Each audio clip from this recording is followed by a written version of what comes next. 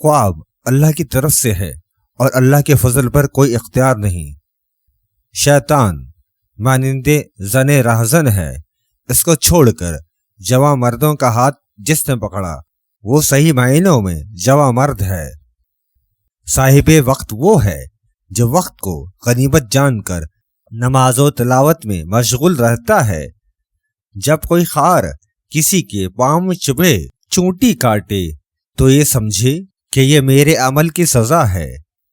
اللہ کی راہ میں لڑنے والے غازی اور راہ حق کو جیتنے والے فاتح اور اس راہ میں مرنے والے شہید ہوتے ہیں۔ صبر اس کا نام ہے کہ انسان کو جو تکلیفیں پیش آئیں ان کو برداشت کرے، اور جو باتیں غصے میں ڈالنے والی کسی سے سنے ان کو پی جائے۔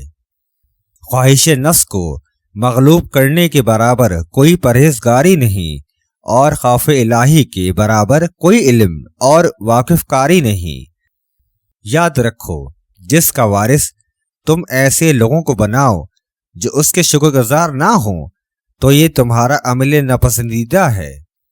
سب سے پہلی حکمت لذات کو ترک کرنا، اور سب سے افضل دانائی فانی چیزوں کو دل میں جگہ نہ دینا ہے۔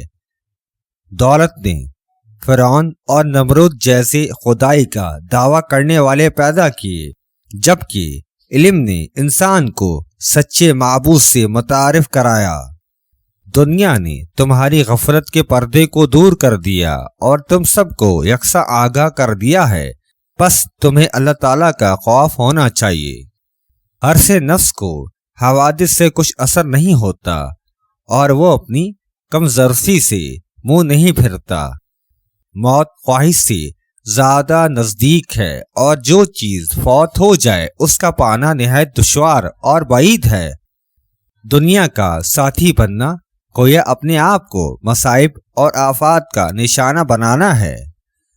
یاد رکھو، تمہیں اپنے اندرونی اسرار کا محفوظ رکھنا لازمی ہے، اس لیے کہ اللہ تعالیٰ ضمیروں کے راز جاننے والا ہے۔ عقل کے ذریعے دوسروں سے مستفید ہوتا ہے، اور زبان کے ذریعے دوسروں کو فائدہ پہنچاتا ہے۔ علم کی افادیت یہ ہے کہ اس پر عمل کیا جائے، اور سب سے بہترین عمل یہ ہے کہ ریاکاری اور منافقت سے دور رہا جائے۔